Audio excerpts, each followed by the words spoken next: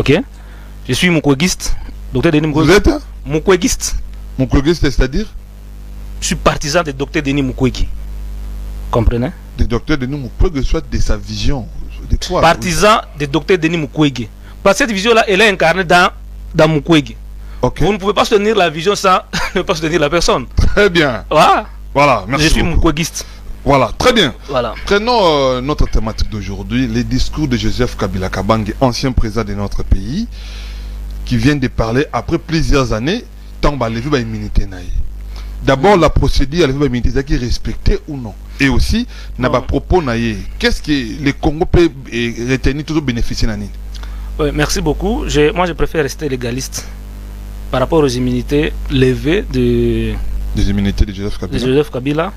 Vous savez, moi, je me réfère toujours à l'histoire. En 2015, quand Kabila était encore plus fort, l'homme de la situation, voudrait un passage par force pour briguer un troisième mandat. À l'Assemblée nationale, les décors étaient déjà plantés. Il fallait le cutis du Sénat. Voilà. Très bien.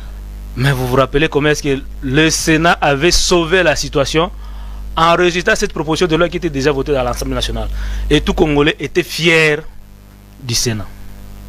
Aujourd'hui, est-ce que les Congolais sont-ils fiers du Sénat que nous avons aujourd'hui? Est-ce que les Congolais sont-ils fiers de Sama Lukonde? Parce qu'il a fallu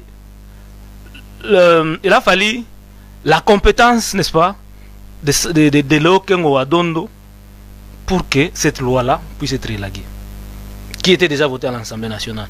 Aujourd'hui, Sama, pouvons-nous les comparer, n'est-ce pas? Un peu aussi de Lingala, maître, pour faciliter la compréhension. Je ne suis pas maître avocat, moi je suis... voilà. Appelez-moi seulement Marius Mbalama. Est-ce qu'on peut comparer Sama Lukonde na Léo Kengo Adondo? Est-ce que prestige à Sénat, il y a Kengo Adondo, na Sama Lukonde Zanengemoko? Kabila n'est pas régi, n'est-ce pas, par le règlement intérieur à Sénat.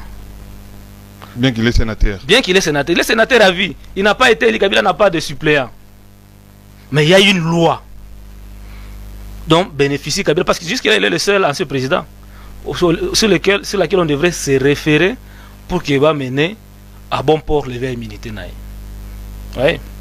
De ce point de vue-là, le Sénat a raté l'occasion, n'est-ce pas, pour nous faciliter sur la voie de la paix. Vous savez, parce que le gouvernement congolais accuse Kabila d'être le parrain du groupe rebelle qui a dans notre pays, AFC M23.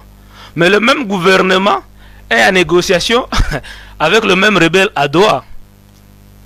Et vous connaissez les exigences ou bien les revendications du M23. Ils sont en train de demander à ce que tous les jugements qui ont été faits, les jugements qui ont frappé les leaders de ces mouvements-là, soient levés, soient tombés. Voilà. Maintenant, celui qui est parrain, vous le poursuivez encore. Sûrement qu'il sera aussi jugé. Mais en fin de compte, au regard des négociations qui sont à Doha, on peut les juger aujourd'hui après quelques jours l'amnistie et recouvrer ses immunités. Moi, je pense que de par l'expérience de Kabila, le gouvernement de Kinshasa, comme ancien président, devrait le capitaliser. Parce que nous savons là où Kabila a pris le pays. Les conditions dans lesquelles Kabila a pris le pays ne sont pas les mêmes conditions par lesquelles Kabila, président Tshisekedi, a accédé au pouvoir. Le pays était divisé en 4 parties. Le pays n'avait pas, n'est-ce pas, des institutions. Tshisekedi a hérité un pays avec des institutions réunifiées. Aujourd'hui, le pays est divisé. C'est anormal que Kabila se retrouve aujourd'hui à Goma. Et apparemment, il ne peut pas venir à Kinshasa. Alors que le gouvernement en place devrait mettre les moyens en jeu pour bénéficier de son expertise en tant qu'ancien président. Maintenant, quand Joseph Kabila prend la parole pour la première fois, Zolobake, je suis militaire, je le resterai. Il y a apparition à Goma, mais cette fois-ci, il va se rendre à Goma.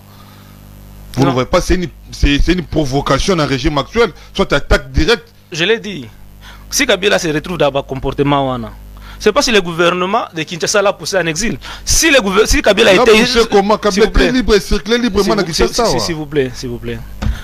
Kabila s'est retrouvé en exil et ne peut pas venir à Kinshasa. Voilà, aujourd'hui les poursuites sont derrière lui. Ouais. Ça veut dire que si Kabila arrive à Kinshasa, il va être arrêté. Ça c'est certain. Il devrait rester à Kinshasa. Il devrait rester sous la sécurité du gouvernement comme ancien président. Et là, on pouvait bien contrôler ce mouvement. Mais on l'a laissé devenir un électron libre. Et il se retrouve aujourd'hui à Goma. Ce n'est pas normal. Un ancien président ne peut pas se sentir à l'aise du côté des rebelles, du côté de ceux qui agressent le pays. Et c'est par là que je regrette encore une fois de plus le discours de Kabila aussi, qui, dans son discours, n'a pas condamné l'agression du pays. Lui-même, Kabila, a combattu, n'est-ce pas, le M23 à son temps. Il n'a pas fait allusion dans son discours de l'agression rwandaise contre notre pays. Au contraire, n'est-ce pas, Kabila a soutenu tous les processus qui semblent ne pas produire de bons résultats. Le processus de Luanda, le processus de Nairobi, le processus de Doha et ce qui s'est fait à Washington.